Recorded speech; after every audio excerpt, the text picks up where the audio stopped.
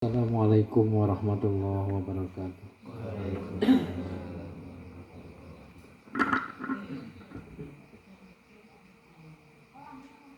Bismillah, alhamdulillah, wassalatu wassalamu ala rasulillah. Asyhadu an la ilaha illallah wahdahu la syarikalah wa asyhadu anna muhammadan abduhu wa rasuluh. Allahumma sholli ala nuril anwar wasiril asrar wa tiryakil agyar wa miftahi babil yasar sayyidina wa maulana muhammadin al-mukhtar wa alihil abhar wa ashabil abyar hadadani amillahi wa iddoli amma ba'du.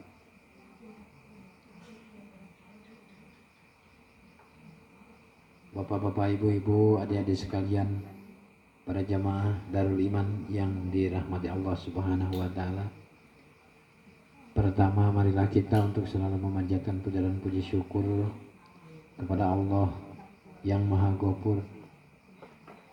Juga salawat beserta salam kita panjatkan, kita curahkan kepada Nabiullah, Nabi Agung Nabi Muhammad sallallahu alaihi wasallam, kepada keluarganya, para sahabatnya, para penganut-penganutnya, sehingga sampai kepada kita semua. Semoga diakui sebagai umatnya sehingga mendapat syafaatnya, amin ya rabbal alamin. Hadratul kiram, bapak-bapak, ibu-ibu, adik-adik sekalian, alhamdulillah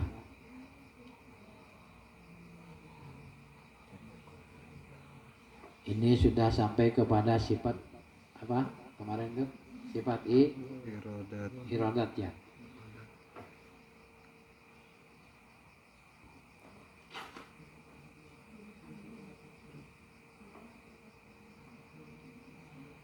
Sifat irodat, kudrat irodat, wujud kidam bako mukhalafatul hawadisi qiyamuhu binafsihi wahdaniyat kudrat irodat. Berarti nomor 9 ya. Nomor 9. Nah, dari 1 sampai 8 ya, mestinya kita sudah harus paham. Sudah harus paham. Begitu juga kemarin yang sudah diterangkan tentang syahadat ya. Nah, sudah paham? Insya Allah paham ya. Yang pertama, fardunya syahadat. Fardunya syahadat ada berapa? Ada dua. Satu, syahadat mujin. Satu, mengucapkan dengan lisan. Nomor keduanya, membenarkan dengan hati, dengan kolbu. Nah. Terus rukun syahadat ada 4. Satu, menetapkan kepada adanya zat Allah.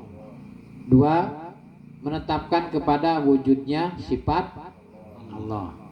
Jadi wujudnya itu sama dengan adanya ya. 3, menetapkan kepada wujudnya af'al Allah.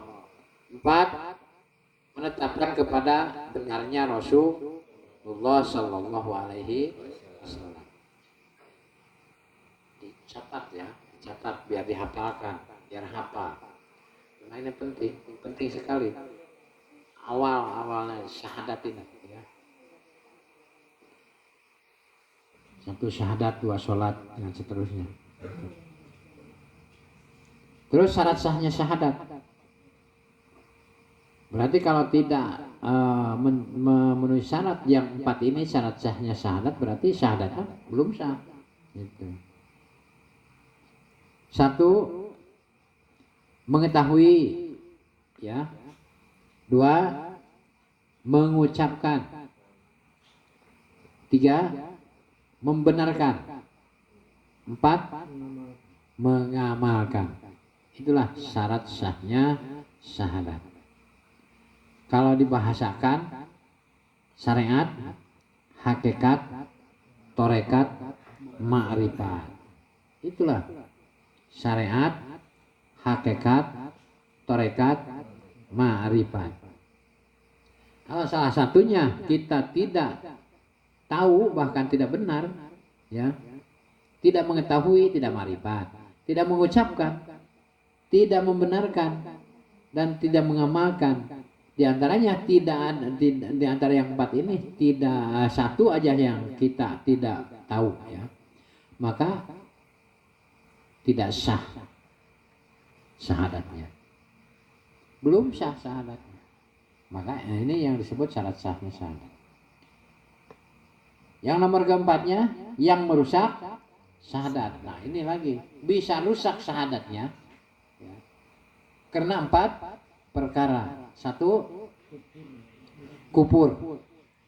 2, murtad. 3, musyrik. 4, syak. Artinya mang, ragu, bimbang, sama ya. Maka jangan ada keraguan. Yang paling anu lagi dalam sholat, hati-hati ya. 3 rakaat, 4 rakaat. Sering ya. Jadi harus ditekankan dalam hati. Wah, 3 gitu. Kalau ada keraguan gitu, harus sujud sahwi, sekalipun kita paskan. Tapi ada kebimbangan, 2 ya, 3, 4 ini. 3 atau 4 ini. Nah, yakinkan, wah ini sudah 4. Tapi tetap harus sujud sahwi. Apa sujud sahwi? Sebelum salam, sujud dulu, ya. Baca subhana rabbiyal a'la, subhana malayanamu wa azu. Bacanya. Tahu? Oh, belum tahu bacanya? Belum. Aduh, untung masih daik ngaji. Masih mau ngaji. Iya. Subhana malayanamu wala yasu. Subhana malayanamu wala yasu. Subhana malayanamu wala yasu. Itulah untuk sujud sahwi. Bukan subhana rabbiyal a'la wa bihamdi. Itu mah sujud.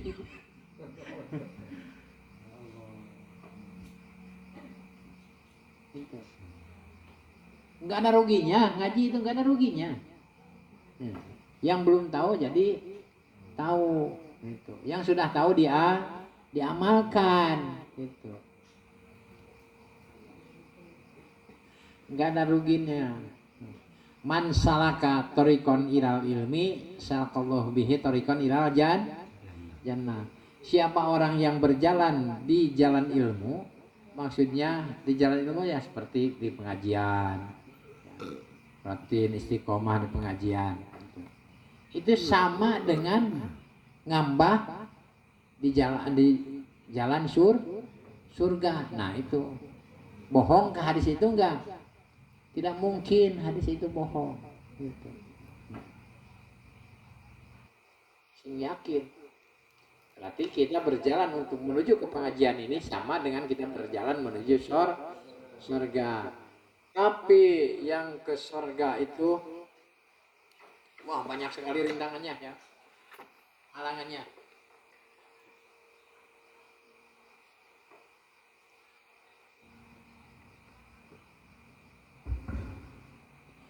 Surga itu diliputi perkara-perkara yang dibenci jiwa, yang dibenci hawa nafsu.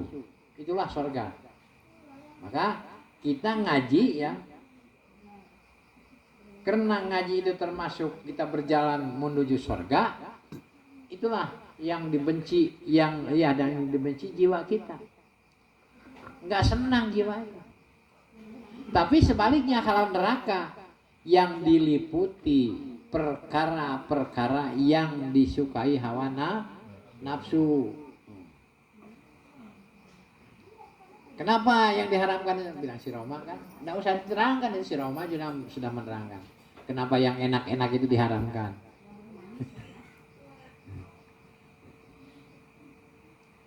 Kenapa surga itu diliputi dengan perkara-perkara yang dibenci hawa nafsu?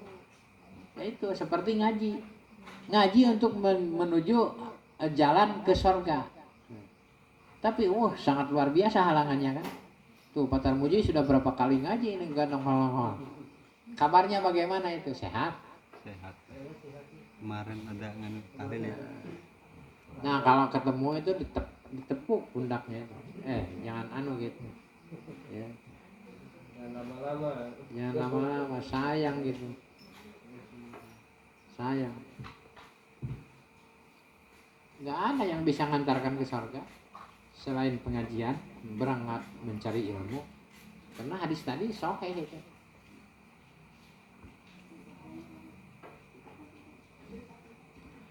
An Anas bin Malik radhiyallahu anhu qala Rasulullah sallallahu alaihi wasallam. Dari Anas bin Malik radhiyallahu, semoga Allah meridhoi anhu kepada Anas, qala maka ngandika. Qala Rasulullah sallallahu alaihi wasallam, ngandika Rasulullah sallallahu alaihi wasallam, salam muga muwihi rahmat sapa Allah Gusti Allah alaihi kepada Nabi Muhammad wasallam lan keselamatan. Hufatil jannata bil marakarihi wa hufatin naro bisyahawati. Ini rawahu yang diriwayatkan oleh Bukhari Muslim wa Tirmidzi dan Tirmidzi. Bilang Anas dari Rasulullah sallallahu alaihi wasallam, hufatil jannata bil makarihi. Untuk berjalan menuju surga itu diliputi dengan perkara-perkara yang dibenci jiwa. Wahafatin nar bisyahawati. Dan untuk menuju surganya Allah, nerakanya Allah, malah diliputi dengan perkara-perkara yang disukai oleh hawa nafsu. Ini bukan cerita bohong ini. Jadi yang diriwayatkan oleh Bukhari, Muslim dan hadits Tirmidzi itu. Yang diterangkan tadi.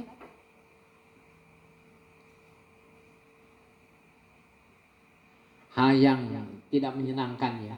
Jadi surga itu selalu diliputi dengan hal-hal yang tidak menyenangkan. Sholat malas, puasa malas, puasa sunnah apalagi malesnya luar biasa. Menghafal doa-doa ya begitu juga sama ya. Malas.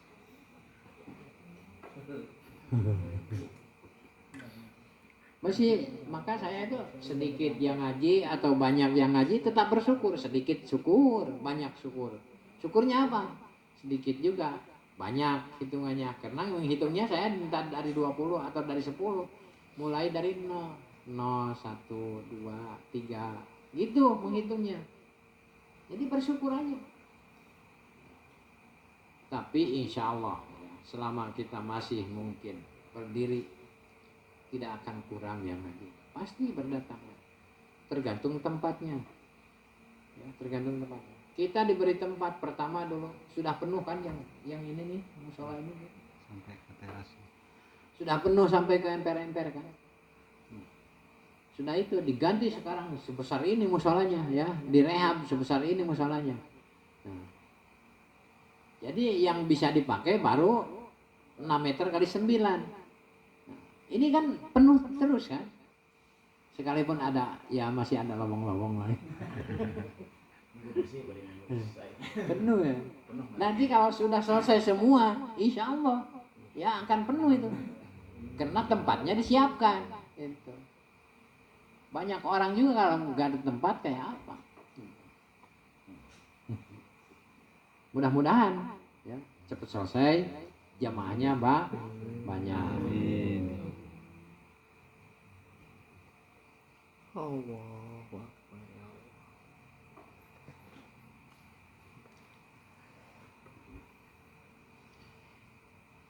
Jadi nomor 1 tadi ya, surga itu diliputi dengan hal-hal yang tidak menyenangkan. Dan sebaliknya neraka itu diliputi dengan hal-hal yang menyenangkan. Nafsu syahwat. Nah, yang disebut nafsu syahwat itu ada 2. Syahwat faraj, faraj.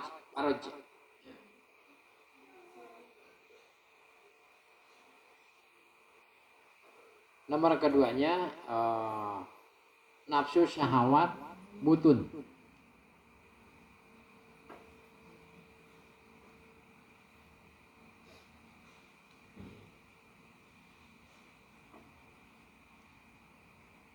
Parji bukan faraj ya.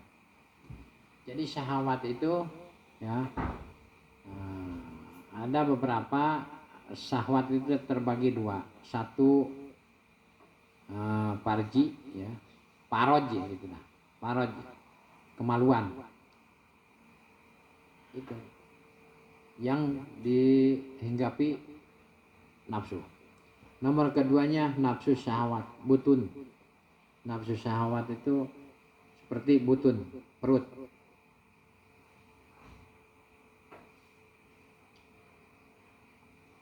Apa isinya? Riba ya. Banyak sekali. Termasuk ya yang riba itu ya.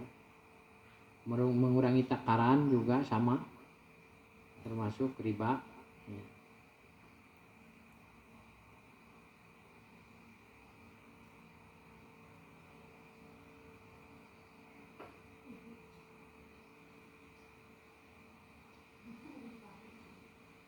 Nah, jadi yang perlu kita jauhi yaitu nafsu-nafsu, yaitu nafsu-nafsu syahwat.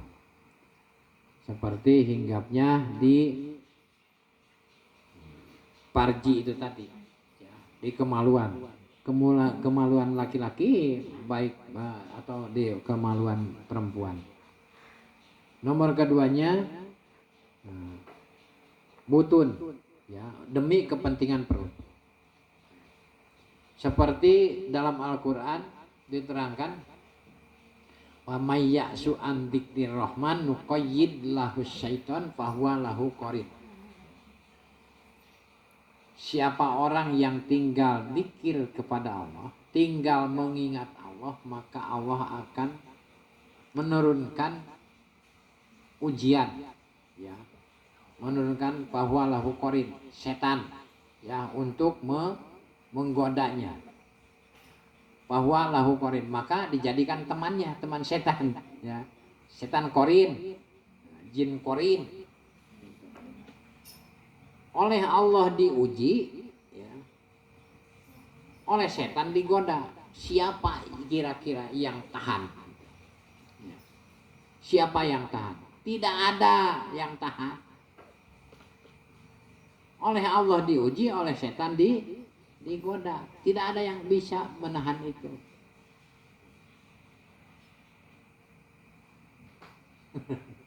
Contoh, kan ada dicontohkan oleh Rasul.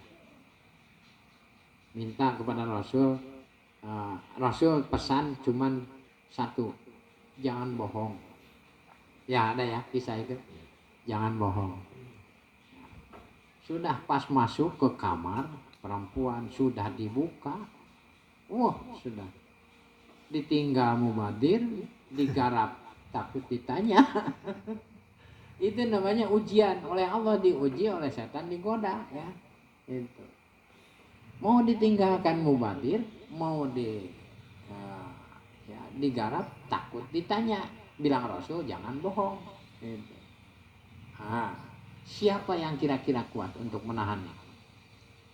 Hanya pertolongan Allah lah, yang ditolong Allah, yang dibimbing Allah akan kuat. Makanya itu jangan sampai lepas di zikir. Kenapa di Darul Iman kadang-kadang banyak orang yang sudah puasa 10 hari, ahli zikir termasuknya, ya, sudah puasa 10 hari, malah banyak yang error. Bukan error edan, bukan. Bukan error edan. Error. Kalau bahasa HP itu apa ya? Blank ya. Bahasa itu HP itu blank ya. Atau error juga ya.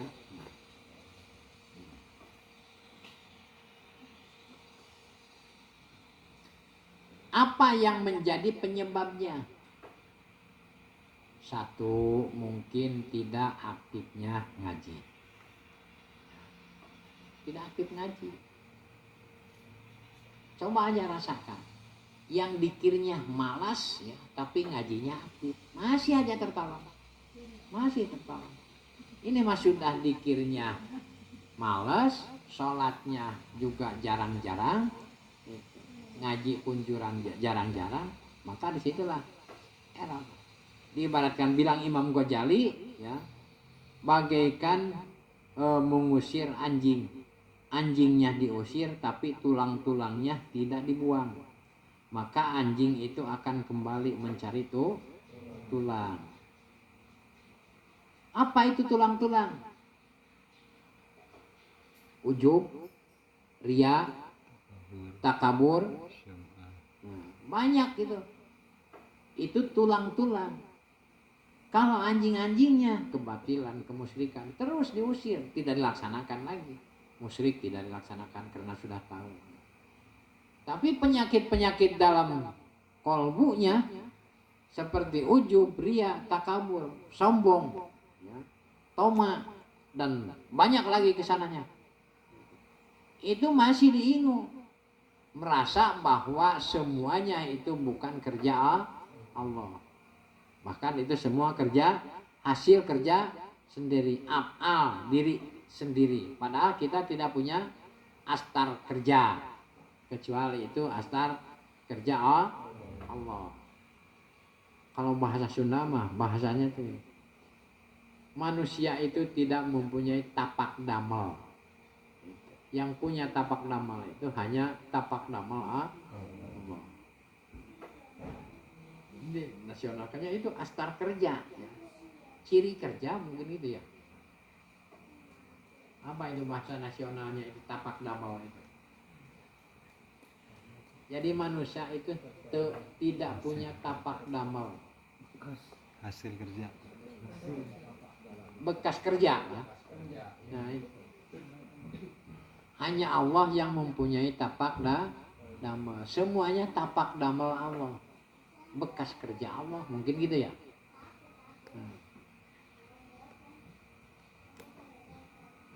Jadi kalau diterangkan pun juga ini tentang astar kerja ya, astar kerja.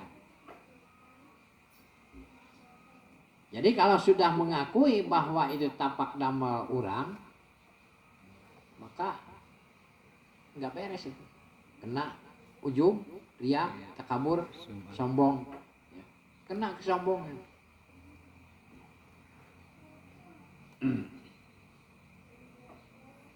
Maka sedikit demi sedikit ya, ayolah ngaji sama-sama. Sama-sama ngaji. Saya juga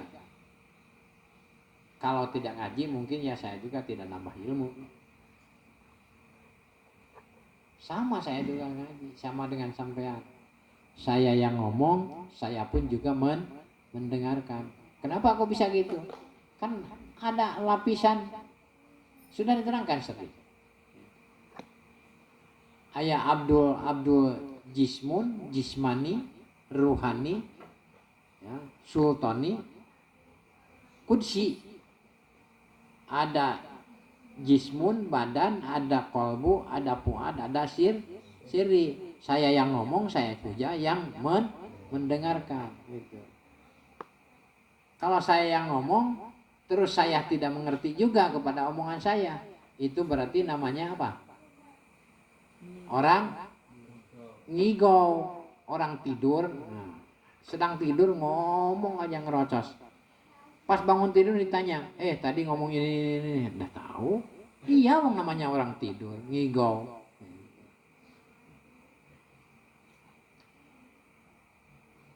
Kadang sholat kita banyak ngigau ya, sampai lupa.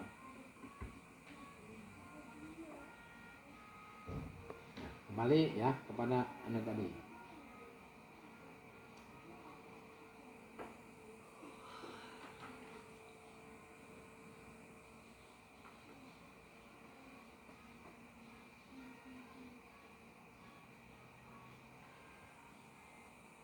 Maka kalau kita sudah menjadi teman setan itu tadi ya, bahayanya dunia dan akhirat tidak sama-sama. Lanjut yang kemarin, Tidak bisa sama-sama di dunia dan di akhirat. Bahkan di dunia buta, di akhirat pun juga buta.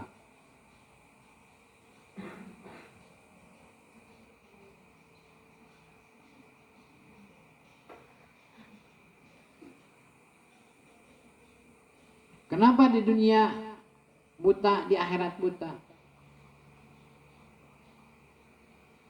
Wa man kana fi hadhihi a'ma fa huwa fil akhirati a'ma. Wa adalla sabila. Nah, ini surat Al-Isra ayat 72 ya, surat Al-Isra ayat 72.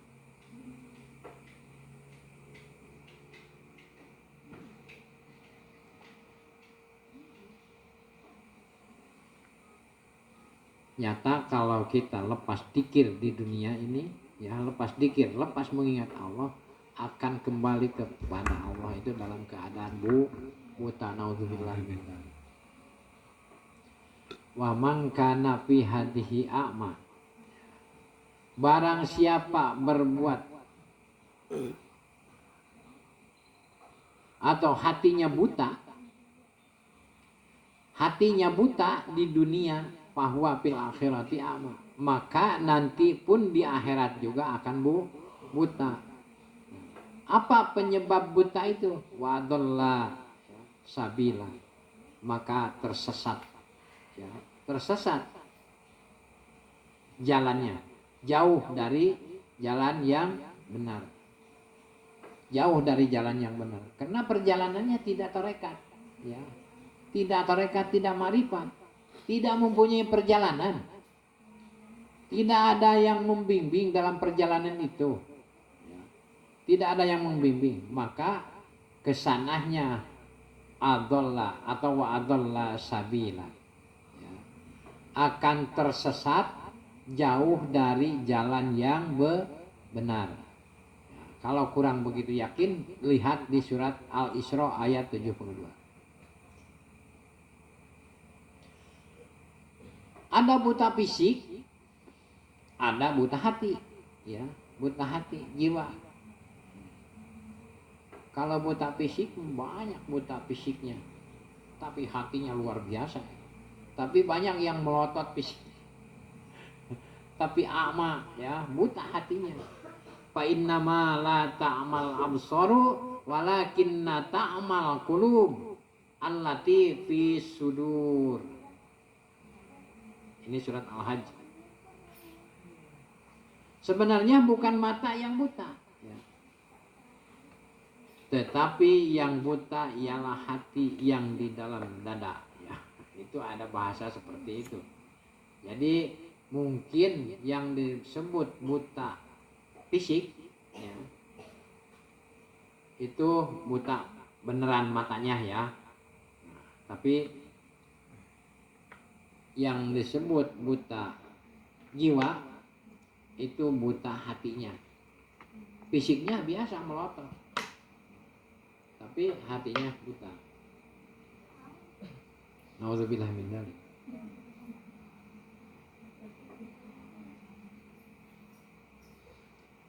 Yang paling parah lagi, yang buta hati di sini, ya, yang buta hatinya, buta matanya, buta juga hatinya, itu.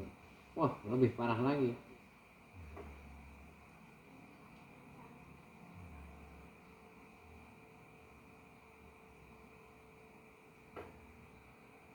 Yang buta hati di dunia kelak akan buta juga di sana, ya, di akhirat. Tapi kalau buta matanya di dunia, hatinya tidak buta, maka akan teranglah di sana nanti di akhirat. Tapi sebaliknya, naudzubillah min dzalik, kalau buta hatinya, walaupun sekarang bisa melihat, tidak buta fisiknya, tapi hatinya buta, nanti akan ke bawah buta nanti di akhirat. Qala rabbi lima ya hasyartani a'ma wa qad kunta basyira.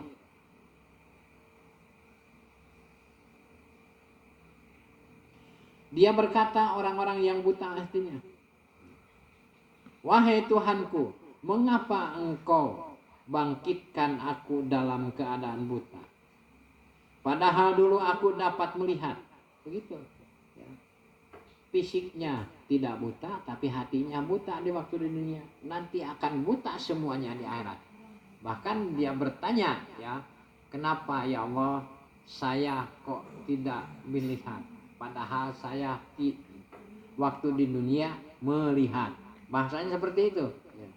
Berkata orang yang tadi yang dibangkitkan nanti di akhirat, wahai Tuhanku, mengapa engkau bangkitkan aku dalam keadaan buta?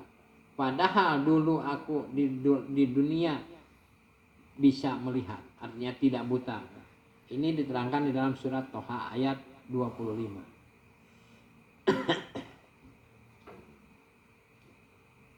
Kemudian jawaban Allah, qala kadzalika ataitaka ayatuna panasitaha wa kadzalika yauma tunsa. Dijawab di dalam surat Toha ayat 126. Demikianlah dahulu telah datang kepadamu ayat-ayat kami dan kamu mengabaikannya, dan begitu pula kepada dirimu.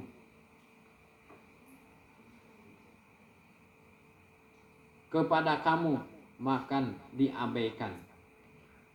Jadi dulu sudah, bilang Allah, waktu di dunia sudah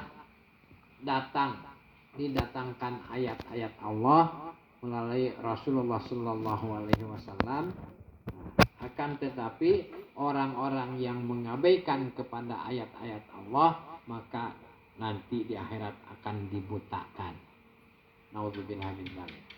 Maka kita tuh sekarang kalau dibacakan ayat-ayat Allah ataupun hadis-hadis Rasulullah itu jangan buta, ya. Jangan diabaikan. Nanti akan dibutakan di akhirat. Hati kita akan dibutakan nanti di akhirat. Nauzubillah min dzalik. Sekalipun tidak bisa melaksanakan, mengikuti, berusaha ada, daya ikhtiar kita ada. Jangan sampai melalaikannya.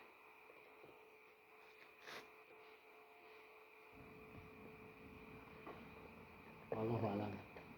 Masih ada waktu?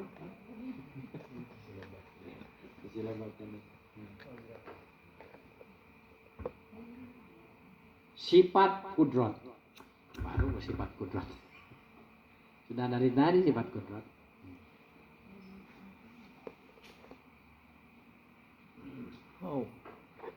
Sifat kudrat iradat, ya, bukan iradat. Iradat artinya berkehendak. Allah wajib mempunyai sifat berkehendak dengan tidak ada permulaan dan tidak ada akhir. Dan sifat tersebut tetap adanya di zat Allah. Dan karena sifat iradat sifat yang tetap adanya di qadim, maka berbeda dengan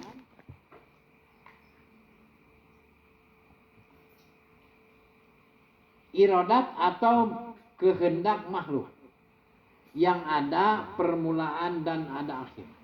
Maka batal perkataan kafir pula sifat. Oh, sudah ya kemarin ya.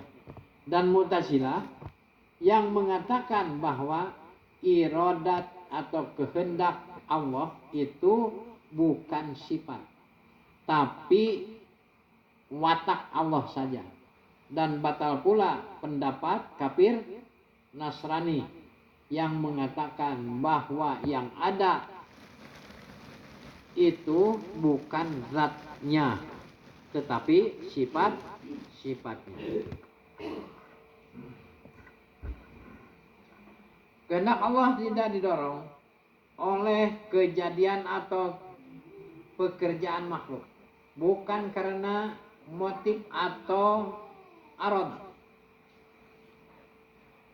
yang lain, seperti Allah menciptakan atau membuat air susu ibu, ya. Ini sudah kemarin. Bukan terdorong oleh adanya anak atau karena melahirkan atau khawatir kepada si anak yang baru lahir. Sebab Allah tetap kuasa memelihara si anak tanpa air susu ibunya atau tanpa air susu sapi dan lain sebagainya. Seperti Nabi Adam, Ibu Hawa, ya. Tidak disiapkan air susu ibu.